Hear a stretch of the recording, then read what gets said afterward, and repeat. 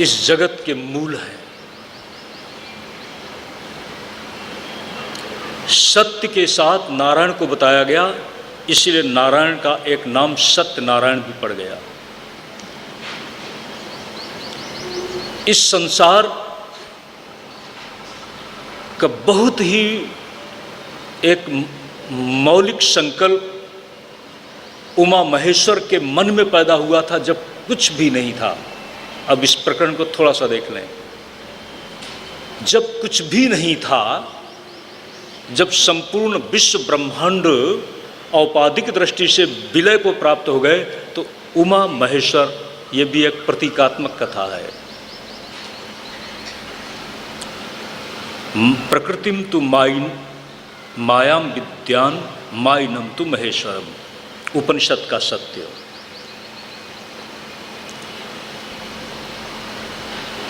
उस समय भगवती उमा में एक संकल्प उठा, कुछ विकास होना चाहिए। आज की नारी के अंदर भी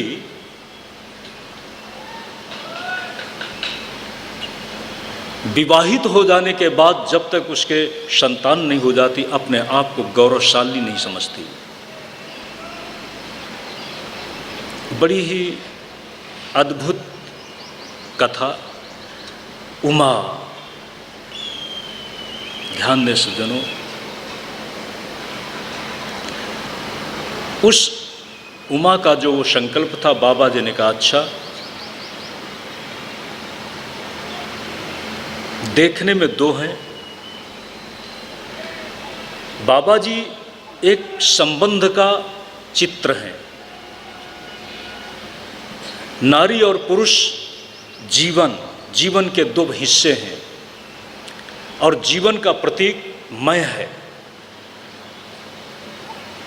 अब जब आपके सामने शिव है आधा, और आधा है पार्वती, तो आप किसे कहोगे, ये शिव है कि पार्वती है?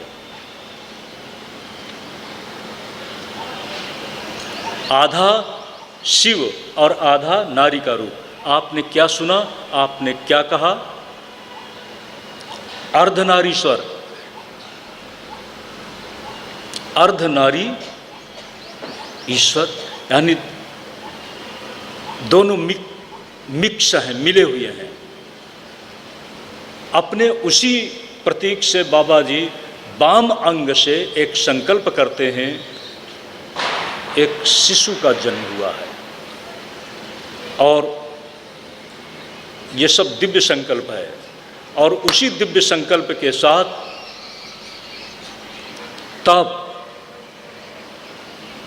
तप ये आदेश हुआ, नारायण तप करने लगे। तप करते करते उनके शरीर से पसीना बहा है,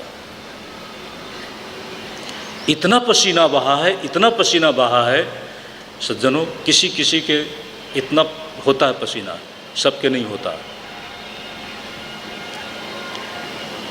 बैठे थे, पानी ही पानी बह गया, इतना ही पानी बह गया।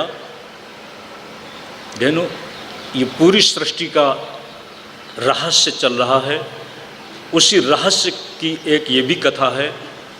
इतना पानी बहा पसीने के रूप में कि चारों तरफ जल राशि का, अपार जल राशि का समुद्र उमड़ पड़ा।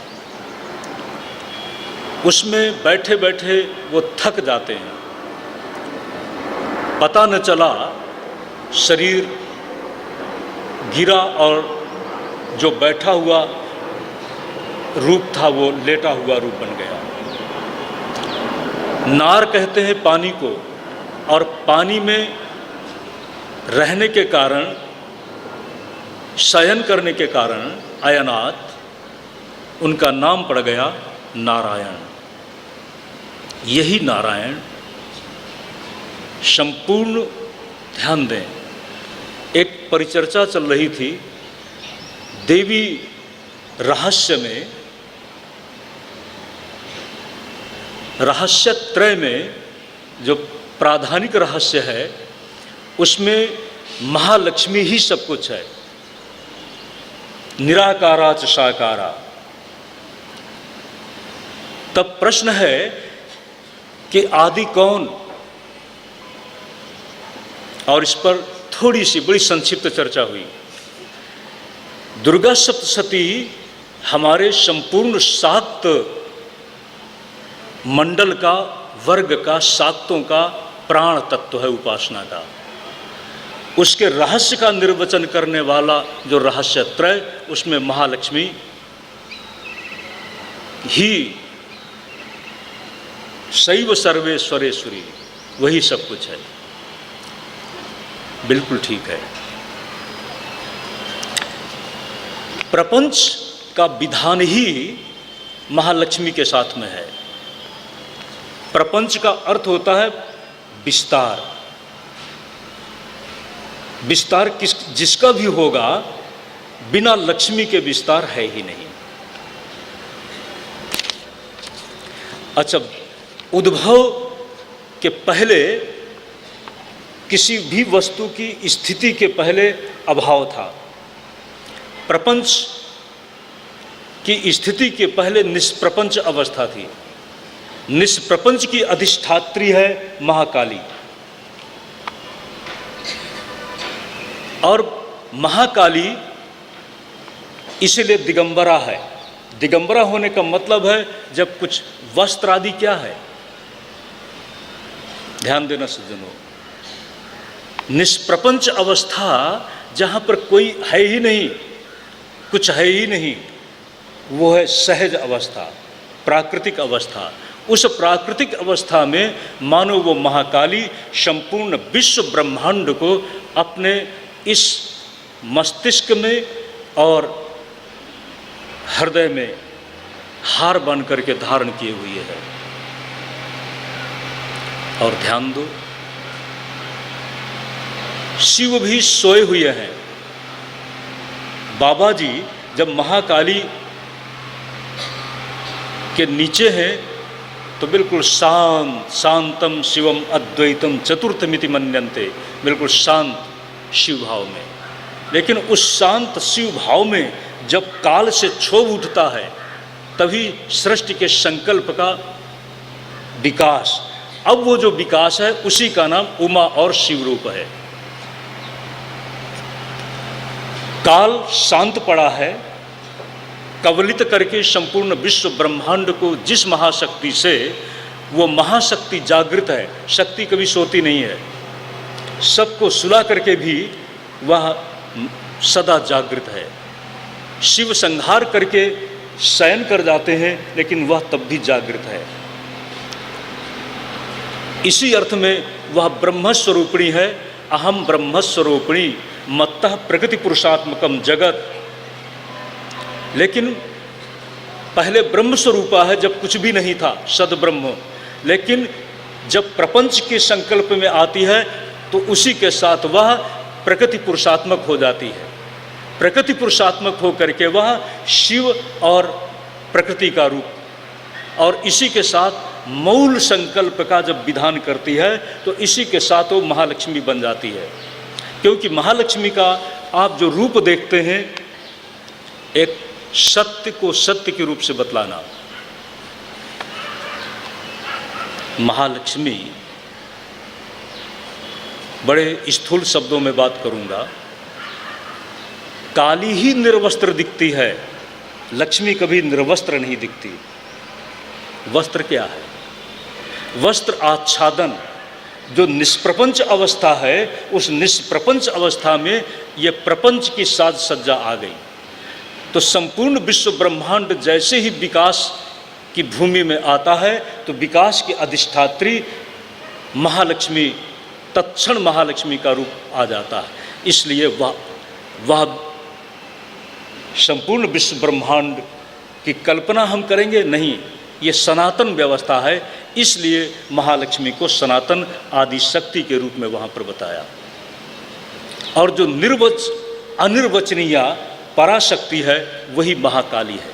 इसलिए सज्जनों, अनिर्वचनीय पराशक्ति को आपने सुना है, नारायण लक्ष्मी तो नहीं बुलाया जाता, कहीं सुना है ऐसा? जब भी कहा जाता है तो लक्ष्मी नारायण कहा जाता है, और सीता राम कहा जाता है। लेकिन राधे श्याम भी बोलते हैं, राधा कृष्ण बोलते हैं, जो कुछ भी बोलो, लेकिन शिव के साथ शक्ति शिव बोलते हैं,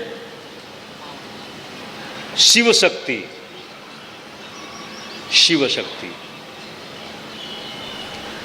शिवत्व का अर्थ है जहां सब कुछ शांत हो गया। ये शिव शक्ति का अर्थ है। अब आगे क्या बोलोगे? पहले शिव बोल दो, फिर आगे बोलने के लिए बाकी क्या बचेगा? सब संहार हो गया, और जब संहार हो गया तो संहार किसने किया? शिव ने। और संहार जिससे किया है वह जागृत है और शिव शांत हो गए, इसलिए शिव का प्रथम उच्चारण और बाद में शक्ति, शक्ति के बाद आगे क्या कहोगे? शक्ति ही शक्ति है। तो उस शिव शक्ति के रूप में उमा महेश्वर की बहुत बीज रूप संकल्पना में नारायण, और जब नारायण लेटे हुए हैं तो उनके नाभि कमल से ब्रह्मा जी का उद्भव हुआ है। ध्यान दें सज्जनों, वामांग से नारायण, और इसी तरह से उनके संकल्प से ही प्रसूत हैं ब्रह्मा जी का रूप। ध्यान देना सज्जनों, आपने ये भी सुना है पुराण की सृष्टि व्यवस्था में कि ब्रह्मा जी से रुद्र का जन्म हुआ। ब्रह्मा जी से पुत्र का जन्म किससे होता है? बाप से। लेकिन पुत्र ना हो तो बाप बनेगा ही नहीं, इसलिए बाप और बेटे का, पहले बाप के पहले बेटा, ये निर्णय करना बड़ा मुश्किल हो जाएगा। शरीर की दृष्टि से बाप है, लेकिन बाप कहाँ बना? वो आदमी है, पति है। और पति होकर के क्या बिना बाप बने आदमी को खुशी होती है? पत्नी बनने के बाद क्या बिना माता बने उसको खुशी होती है? कोई जीवन की क्या रहस्यमय योजना है? ना हो बात दूसरी है, लेकिन कोई भी पति ये चाहता है कि वो बाप बने, और कोई भी पत्नी चाहती है कि वो माता बने। तो माता बनेगी कैसे? कोई बाप बनेगा कैसे? पुत्र से यानी संतान से बाप बनता है ना। आदमी है वो, लेकिन संतान की परिकल्पना में युगपत एक साथ में है। ध्यान दें, उन्हीं नारायण, जिस नारायण से सारा जगत चल रहा है, जिस नारायण से सारा जगत का पालन पोषण हो रहा है,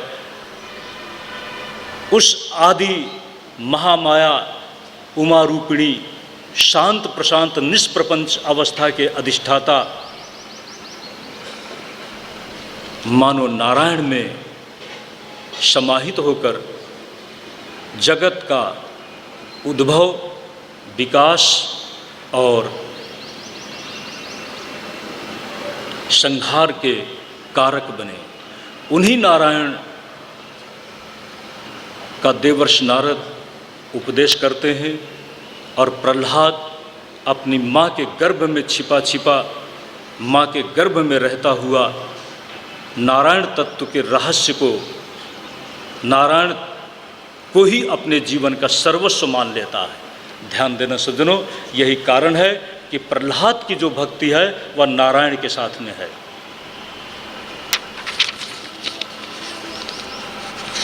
नारायण के साथ में है। प्रहलाद नारायण ही विष्णु हैं।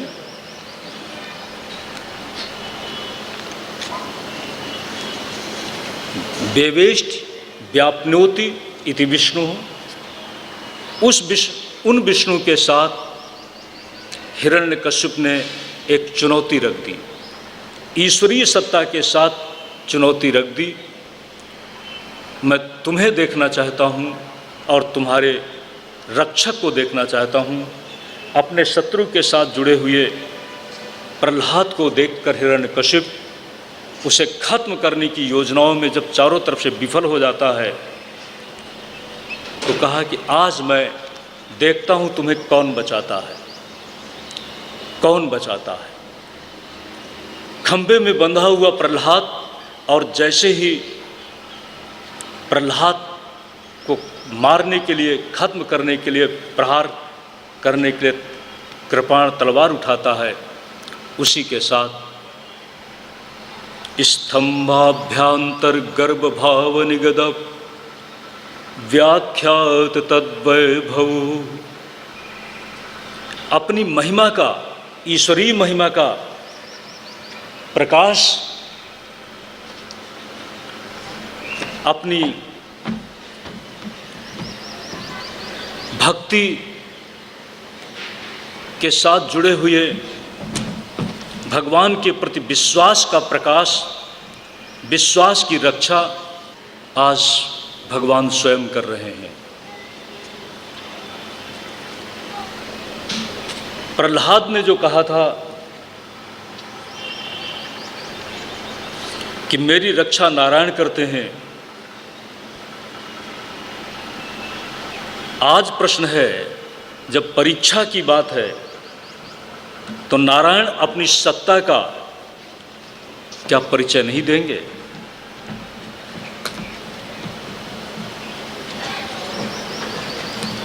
ओम नमो नारायण, ओम नमो नारायण। धीरे से धीरे से धीरे से धीरे से।